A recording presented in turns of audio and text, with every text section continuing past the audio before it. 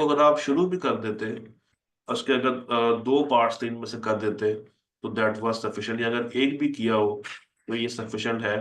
But अब हम क्या करेंगे, 7 को और जो बाकी के सवाल है रिपोर्ट्स के, उनको डिस्कस करते हैं अगली वीडियो के अंदर।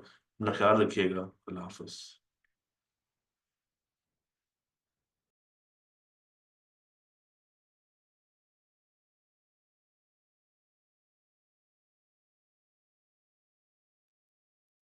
जनाब, तो वेलकम बैक।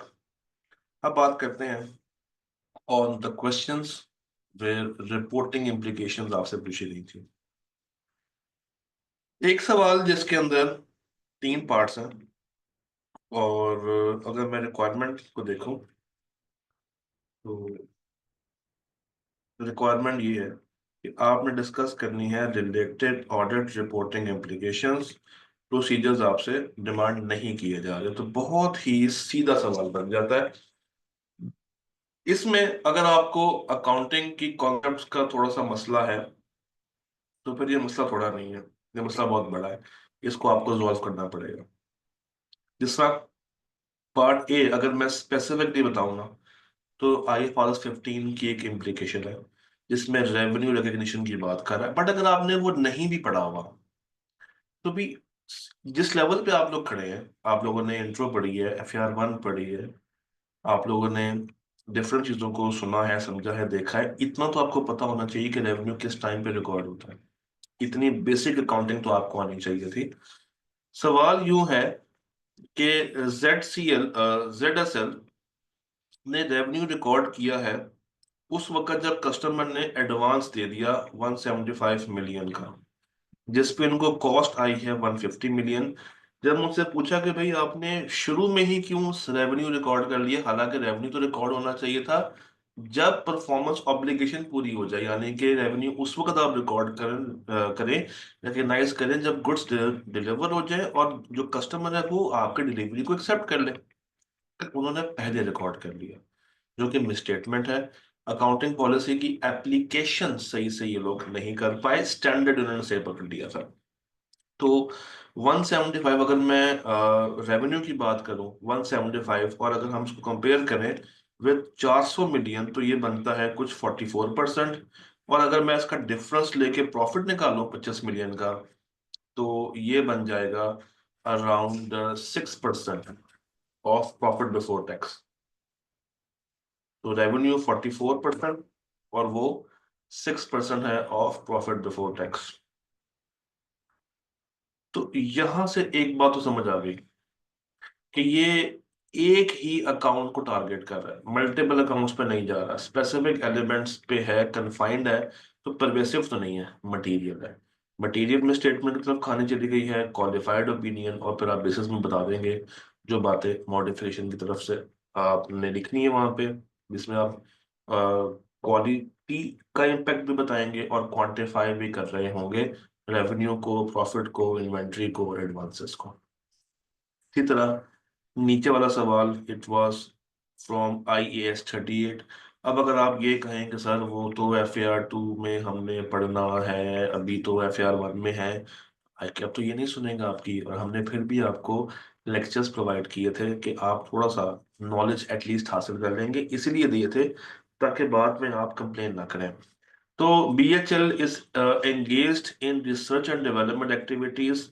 कंपनी ने कैपिटलाइज किया है एक large portion of its research cost, जो कि 300 मिलियन की है। आर्ग्यू कि ये है कि जो इनिशियल सर्वे है उसने सजेस्ट किया है कि ये प्रोजेक्ट आपको सिग्निफिकेंट फ्यूचर इकोनॉमिक बेनिफिट्स देगा। जो PBT है वो 2900 मिलियन है।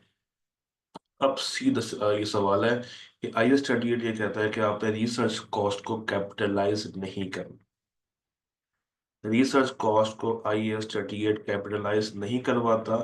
300 मिलियन को जब मैं कंपेयर करूंगा 2900 मिलियन के साथ, तो ये तकरीबन 10% आएगी प्रॉफिट बिफोर टैक्स के।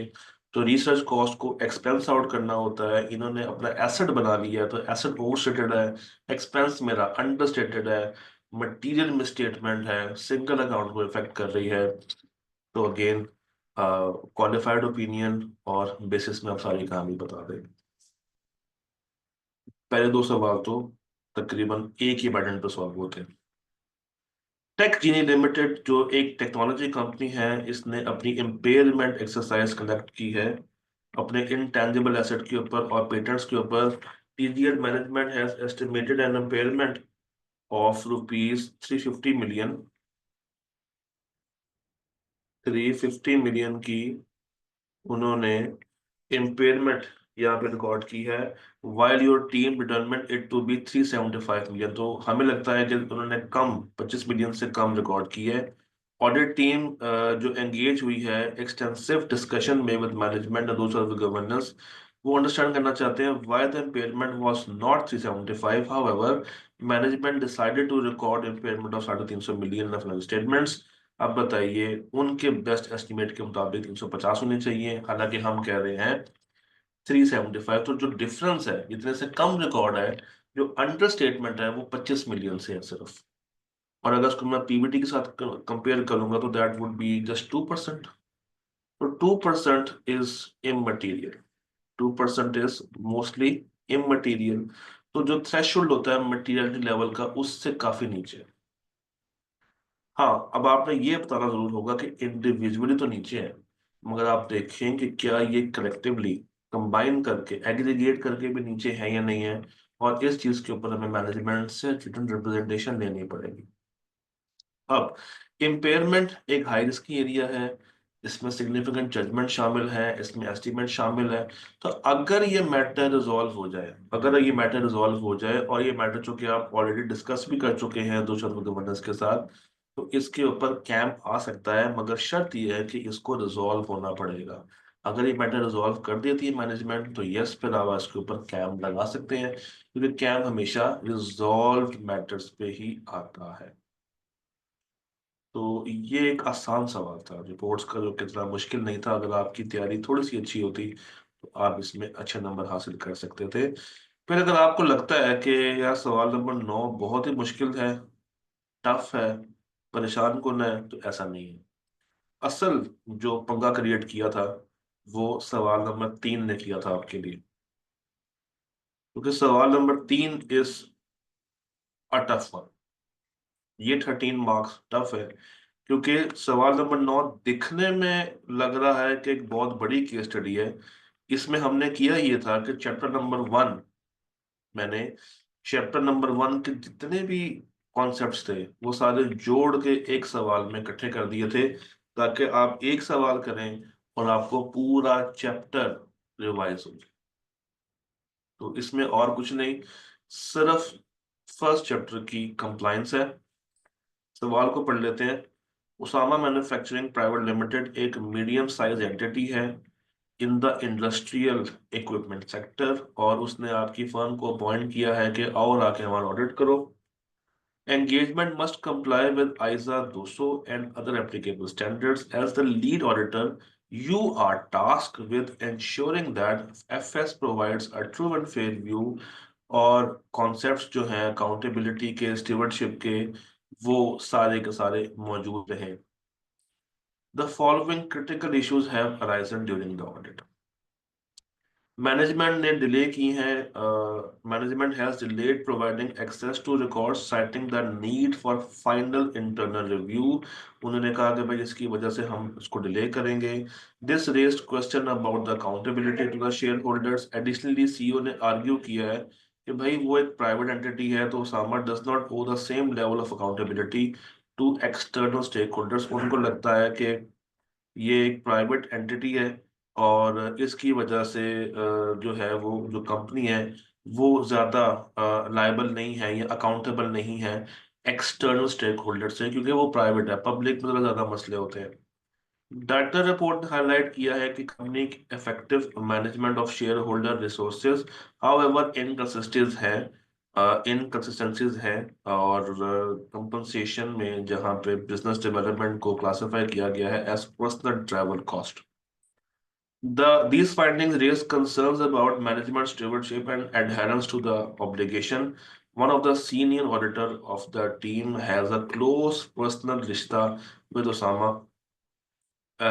executive. This relationship was disclosed only after the audit began, raising a potential threat to independence. Audit committee expressed concerns.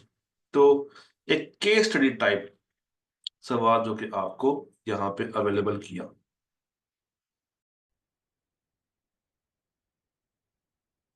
अच्छा जी।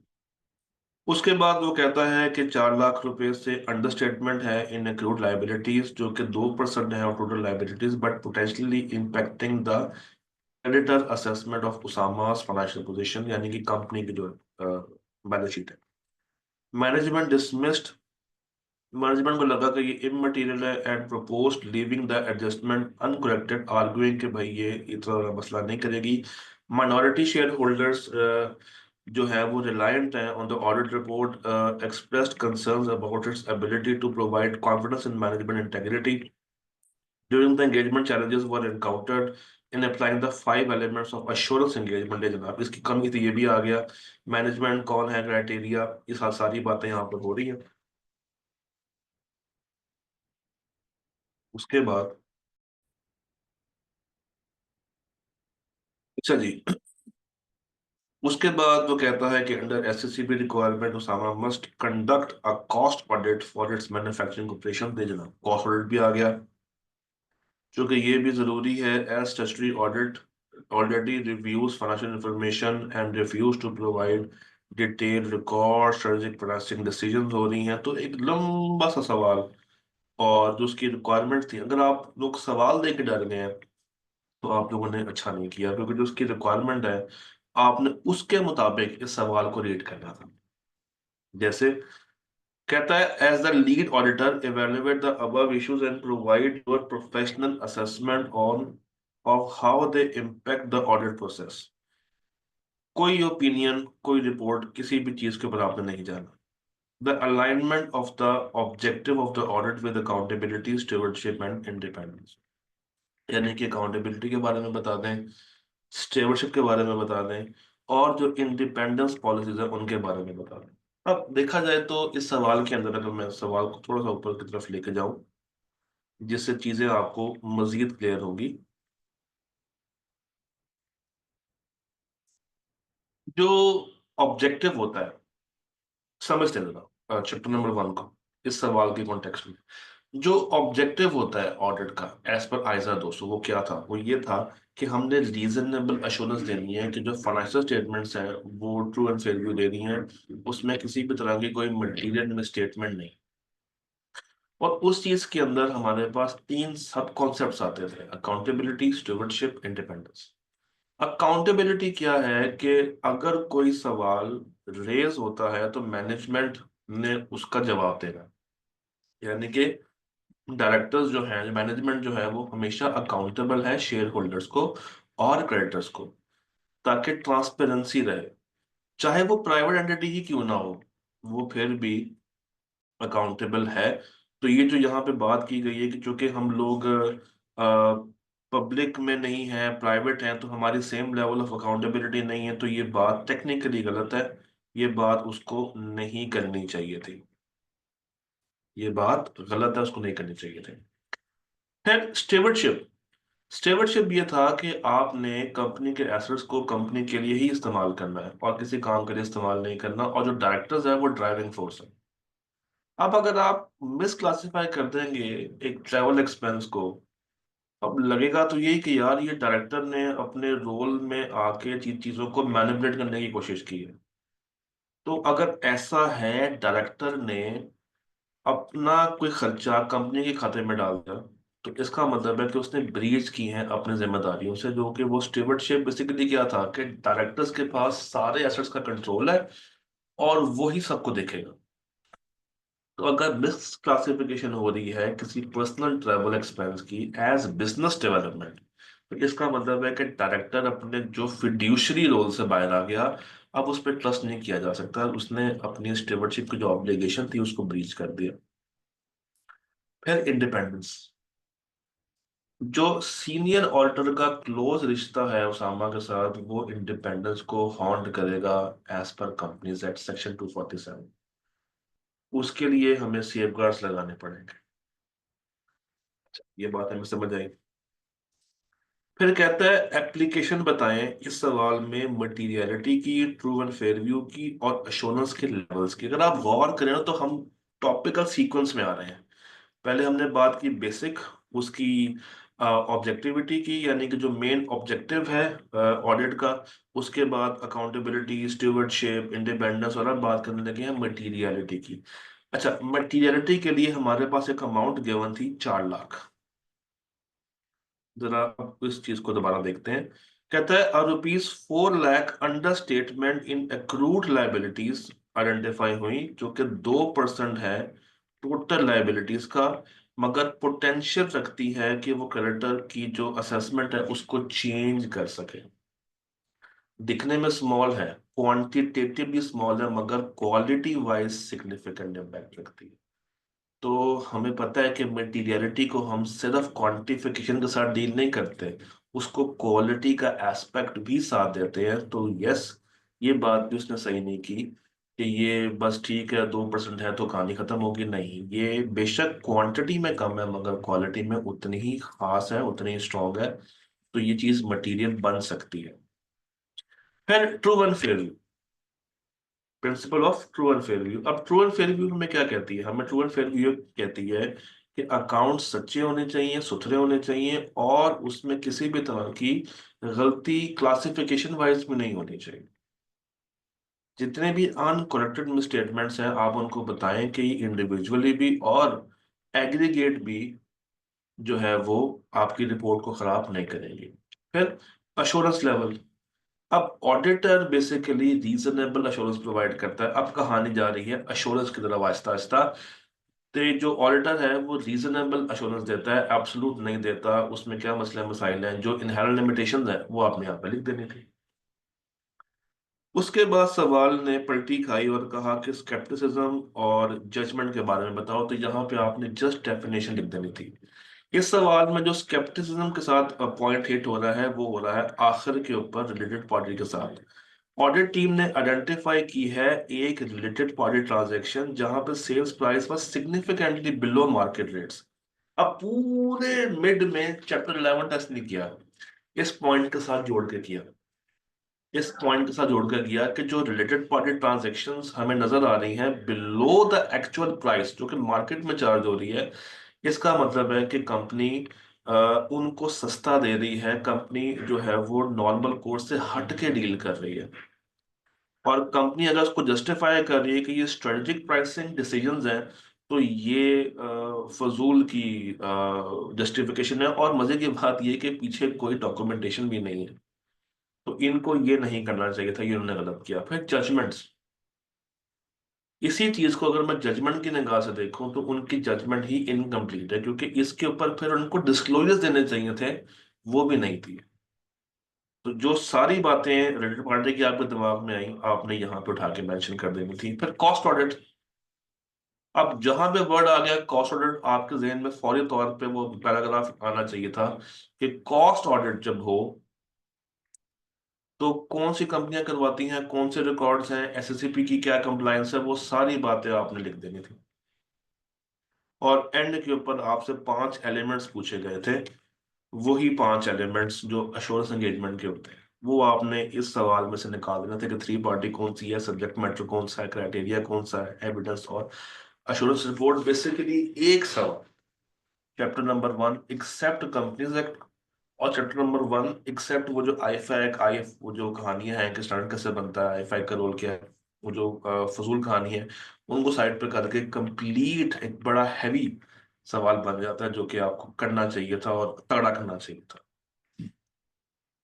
Then the most trickiest question I should say, that was question number 3, the trickiest of all.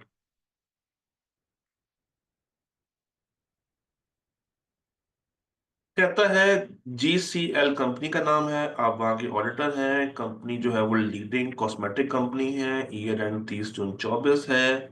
High quality cosmetic products ये लोग बनाते हैं। During the year GCL discover that some of its product had traces of banned substances. However, GCL has not been able to quantify the actual presence of such substances. कहते हैं during the year ये discover हुआ कि जो उनके products बन रहे हैं उसमें कुछ ऐसा रॉ मटेरियल डाला गया है जो कि बैंड है, मगर वो कितना है ये अभी तक डिटरमिन नहीं किया जा सका, और अभी तक कोई कंप्लेंट्स भी हमें रिसीव नहीं हुई है। तो ये जो इनको पता चला है ये इनके इंटरनल सोर्सेज से इनको पता चला होगा। In a bid to remove banned substances from its products, GCS signed a contract with OML, a company specializing in the production of organic raw materials for the cosmetic industry. GCL started procuring new organic raw materials from OML. उन्होंने कहा कि आज के बाद से हम OML से माल खरीद लेते हैं। The contract specifies that OML will deliver the raw material continuously over the next 2 years. वो लगातार अगले 2 साल तक हमें माल देंगे। According to the terms, OML bills the company on 15 of each month for the raw materials delivered during the preceding months। GCL ने 60 दिन का क्रेडिट पीरियड दिया है। बताएं बैंड सब्सटेंस का क्या इम्पैक्ट पड़ेगा, और पेमेंट टर्म्स के बारे में पूछ रहा है, और आपने सजेस्टेड ऑडिट प्रोसीजर्स भी यहाँ पे बताने हैं। टेक्निकली इस सवाल में जो अकाउंटिंग का एरिया हिट हुआ है ना, वो एक तो इन्वेंट्री है, क्योंकि रॉ मटेरियल वाली कहानी में नजर आ रही है। फिर जो इन्वेंट्री उसके पास पड़ी हुई है जो खराब हो गई है वो भी देखनी पड़ेगी। फिर यहाँ पे उनके ऊपर केस पड़ सकता है, क्योंकि इन्होंने तो खुद ने डिस्कवर कर लिया बैड सब्सटेंस। अब जब लोग डिस्कवर करेंगे तो मसला आ सकता है। तो प्रोविजंस, कंटिजेंसीज, अक्रूवल्स, पेबल्स और इन्वेंट्री, अगर आपने ये 3 चीजें या 5 चीजें ये लिखी हैं तो कुछ कुछ आपने अच्छा परफॉर्म किया होगा। देखें, क्योंकि कंपनी ने खुद से डिस्कवर किया है बैड सब्सटेंस, तो यस उन पे फाइन तो पड़ेगा, पेनल्टी भी पड़ेगी, क्योंकि अभी तक कंपनी को तो मिल गया है। कभी ना कभी किसी कस्टमर के थ्रू भी ये बात आ जाएगी, तो उनको अभी से कंटिंजेंट लायबिलिटी डिस्क्लोज कर लेनी चाहिए। फिर ये जो इनको बिल होता है 15th ऑफ ईच मंथ, यहाँ पे अक्रूवल और पेएबल का कॉन्सेप्ट आ जाता है। कंपनी जो है वो इशू करेगी इनवॉइसेस। कौन सी कंपनी? ओएमएल। ओएमएल ने इशू करनी है इनवॉइसेस जीएसआर को on 15th of each month for all materials delivered in the prior month, पिछले महीने में। क्योंकि बिलिंग अकर होती है आफ्टर द मंथ एंड, और 60 दिन का गैप है। इसका मतलब है कि रॉ मटेरियल्स जो जो डिलीवर होंगे जून में वो अभी तक बिल नहीं किया होगा, और हमारा ईयर एंड जून है। तो ऑल्टर को ये देखना पड़ेगा कि अक्रूवल पेबल की क्या कहानी है। फिर इन्वेंट्री, जो ऑलरेडी माल पड़ा हुआ है, जो बैंड प्रोडक्ट वाला माल पड़ा हुआ है, वो तो गिर जाएगा लोड ऑफ कॉस्ट एनालिसिस से नीचे, बहुत नीचे आ जाएगा। तो हमें जो मार्केट में स्टॉक है हमें वो भी वापस मंगवाना पड़ेगा, ताकि हम इसको भी खत्म कर सकें, और अब हमें उसकी सेल रिटर्न देखनी पड़ेगी। और फिर इन्हीं 3 एरियाज के आपने रेलेवेंट ऑडिट प्रोसीजर्स बता देने थे, प्रोविजंस कंटीजेंसीज के, अक्रूवल पेबल के, और इन्वेंट्री और सेल रिटर्न। ये जो पार्ट बी है शायद आपको थोड़ा सा मुश्किल लगा हो, क्योंकि अभी तक सब्सटेंटिव के ऊपर आपका हाथ सेट नहीं हुआ। But once you are done with that, ये पार्ट बी भी आप बड़े अच्छे तरीके से इसको आंसर कर लेंगे। तो इसका पार्ट बी आपने लाजमी रीड कर लेना, और कोशिश करनी है कि जब आप सब्सटेंटिव का एरिया कवर कर लें तो फिर पार्ट बी को एक दफ़ा मजीद अपने हाथ से दोबारा कीजिएगा। So that was it, that was the question. और इसी के साथ हमारी जो डिस्कशन है मिड की वो तमाम होती है। मजे का मिड था, कुछ सवाल बहुत स्ट्रेट फॉरवर्ड थे, कुछ सवाल इंटरेस्टिंग